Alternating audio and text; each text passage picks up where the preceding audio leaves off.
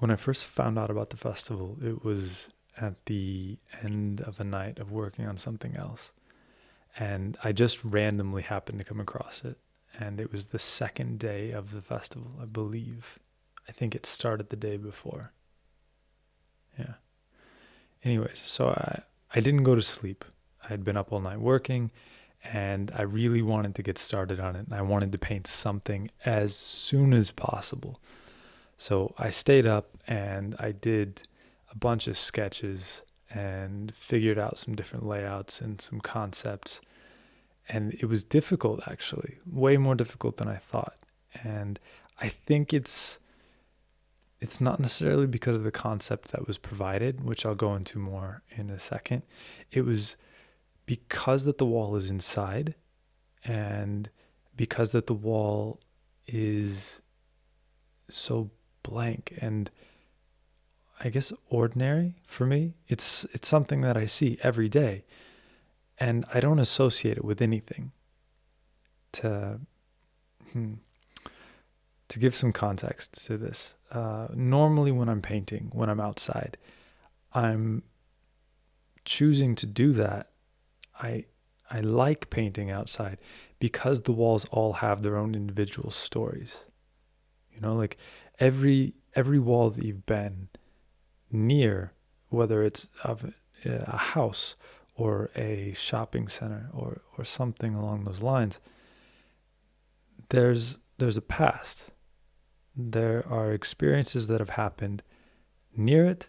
There have been repairs and modifications that have happened to it, and there's an interesting shape. Usually there's some architecture or something. There are some features that you're able to play with. And for me, the indoor walls, they lack this. It's the same reason why I don't like painting on canvas. You can have the most interesting imagery, but it's just lacking something. For me, it's always lacking something. So yeah.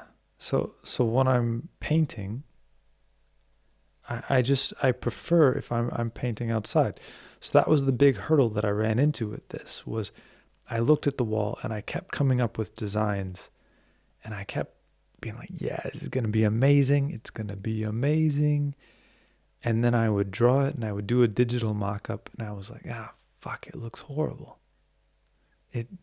Maybe it doesn't actually look horrible, but it doesn't have any soul to it. I don't know what's missing. And then I spent more time on it and a few more designs, and all of them had the same problem. And I was like, why is this, because my designs were basically the people that I'm normally drawing. It was something along these lines. It's people I've seen while I've been traveling, or that's basically it. It's my sketches and my photographs that I've taken while I've been abroad. And I really like those. But the problem is that in the setting that I'm in my studio, those don't serve a purpose. If I'm painting it outside, it's because I found that person interesting, and I want to share that moment with other people. But if I'm just painting it in a place where only I'm going to see it, it doesn't make any sense. That's what I have sketchbooks for. I don't need to paint it 3 meters tall in order for myself to remember something. So I went a different approach. I went a bit more conceptual, and I decided that going with the concept, which I'll cover now, I would do a self-portrait. The concept that they had given, or one of the concepts that they had given, and my interpretation of it, was how people will react to post-coronavirus world, essentially. How will we go back to doing normal, quote-unquote, normal things, our everyday life? What would this be like? Will we make changes? Will we take this opportunity to improve in places? Will, you know, will the people that have spent all this time at home, which is most of us, will we have learned something from it? Will we have taken the time to look into ourselves and figure out what we can improve on, or what we are doing great? It doesn't have to be negative. Just how reflective will we be? And I wanted to play on this with the basis of vegetation and plant life. Because something that I've learned lately, and I've been doing a lot of research into like mythology, symbology of different plants throughout time, and they all have different traits and characteristics and myths that go along with them.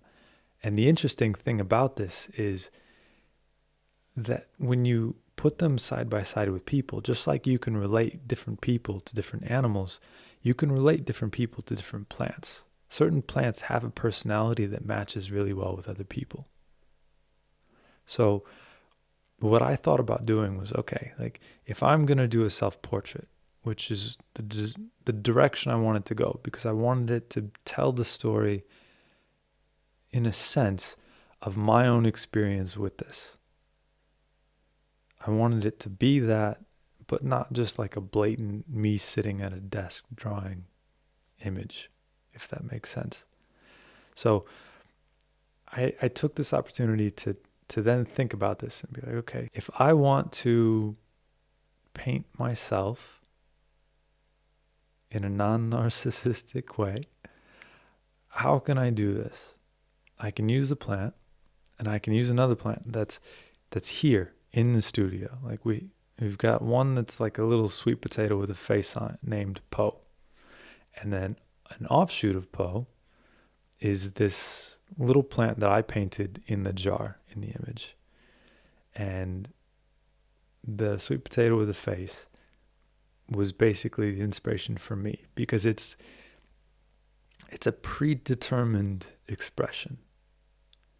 It's something that it's permanent. It's not changing. There's no time where I'm going to look, hopefully, and the sweet potato will have a different face or expression. So I wanted to use that as a sort of metaphor for the future and putting on an optimistic face.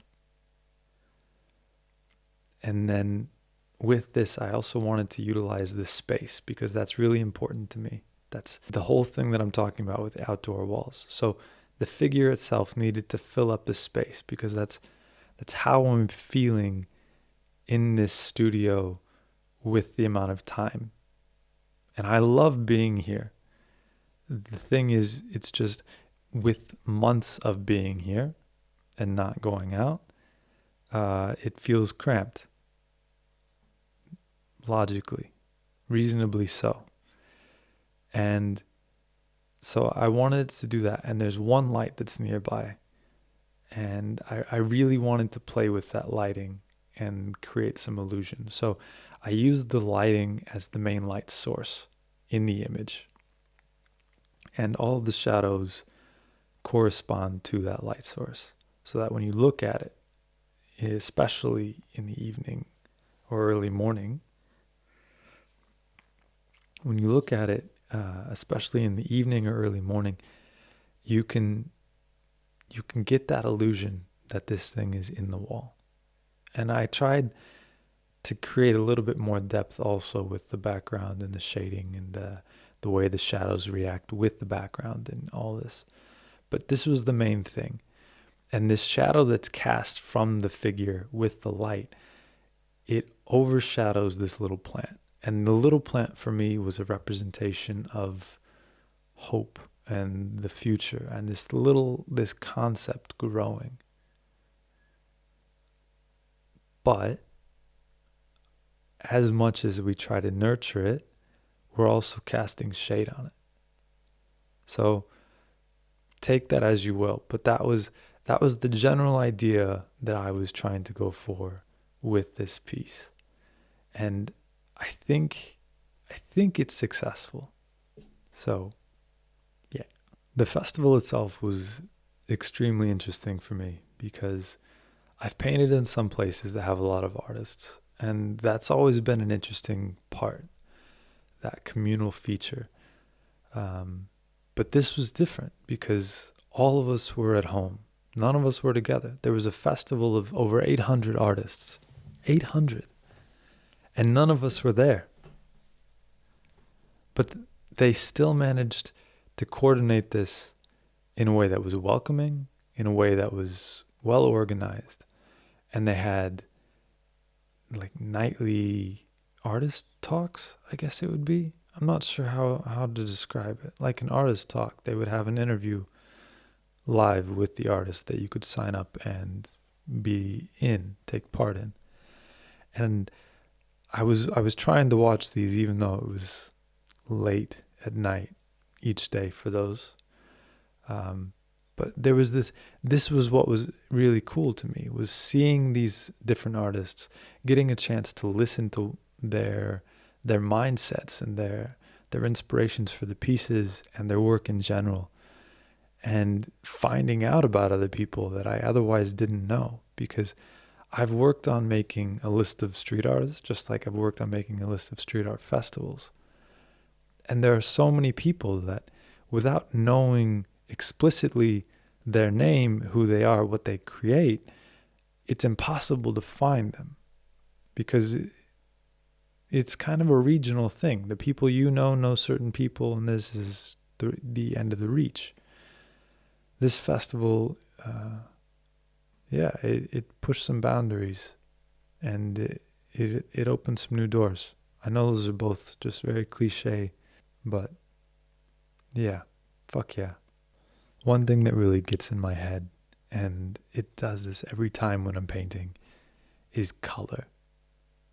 Every freaking time I start painting, I get some of the layout done, and then I have to start color. And I, just like this time, I decided like, it's enough. I'll start the color tomorrow.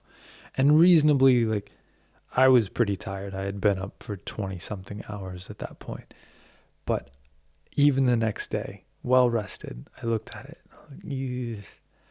I don't know how to do it. I don't know what I'm doing with this. Like, I'm going to fuck it up. And this happens every time. And I don't know why. In my head this time, I was like, I've never painted a cactus. I don't paint plants. I rarely paint plants. But then when I think about it, I don't look at them like plants. I don't look at anything. I'm not painting a hand or an arm or a shirt. I'm painting the shapes. When you're that close to it and the object you're doing, the fingernail on the hand is the size of my actual hand. When you're that close to that large of an object, you don't see it as the object. You just see shapes. You fill in the shape with the color and the shading. And if you understand how lighting works, then you know, okay, so here's the coarse shadow, here's this creates this effect. I'm not painting hyper-realistically. I'm painting it so that when you stand back at a distance and you look at it, it looks realistic. But as soon as you get up close, it's a mess of marks. That's the fun of it. You get to have complete fun and freedom with your body. The movement is so energizing and relaxing at the same time. Yeah, I can't recommend it enough. But it's just funny because I always run into this, and it's so stupid. Anyways, there's something that's changing with the way that I paint through time, and that's, in the beginning, I was putting as many hours as possible each day into the piece nonstop. And now I take some breaks. And granted that some of those breaks are less as a result of me not wanting to paint and more a result of me sitting back and looking at it like, there's something wrong. What is it? Trying to figure out what it is before I go further, because building on a shit base means you have some quality stuff built on a shit base. It doesn't make it a good painting. So I'll spend a lot of the time going through, looking, trying to figure out, okay, what do I have that needs fixed? What isn't working on this? And this is what I'm talking about, where I'm changing over time, because on this one, I think at most I put in 5 hours a day instead of like 9 or 10 or something else. And it worked because that gave me a chance to sit back and be like, okay, what did I do successfully? How did this go? And this is a big reason why I'm recording everything that I'm doing lately, drawings, paintings, if I'm building something. I'm really curious about the process and being able to analyze myself as a spectator. I think that's important. To be able to critique yourself honestly and without relying just on memory. Because if I don't record it, I can still critique myself. I can still look, be like, no, I did it right. I don't know why it didn't turn out. But if I'm watching it from behind, from the side, from whatever angle the camera is, I can look at it and I can objectively say, nah, I fucked this up. That was me. I didn't do it right. I need to work on this. Next time I'll do this. And then tomorrow I'll do it that way. That's it. It's that simple. I think that's something that's really good to strive for, to constantly improve. Yeah, anyways, I don't want to ramble too much. I know I've already done it. And I've recorded several versions already. But then I listened and I rambled. I repeated more than rambled. I just said kind of the same things in different ways. Sometimes in the same ways, but like slight differences. Anyways, I'm still figuring out exactly what I want to do for these videos. And I was trying to get some insight the other day into what kind of things people are curious about. But most of the responses through Instagram stories they're mostly auto replies, I think. So if you do have an idea, if you do have something that you would like to know about a process or something, let me know. I still thought it was interesting, and I've been trying to figure out what kind of things I wanted to see from other painters when I was starting. So this is what I try to make. I try to think about it, and I try to just give some insight while still showing what it is that I'm doing. And then I'm just going to rely on questions in case somebody wants to know something specific. They can see the video, and then I can just answer a question. Just ask me what it is, and I will try to answer to the best of my ability. You can see how this actually looks. I had to merge some photos together on this because the one leg at the bottom here is actually behind a railing. And yeah, that's it. So big thanks to Pangeaseed, Alternative Arts Initiative, and Whanganui Walls for setting this whole thing up. That's it, ladies and gentlemen, boys and girls. I am done.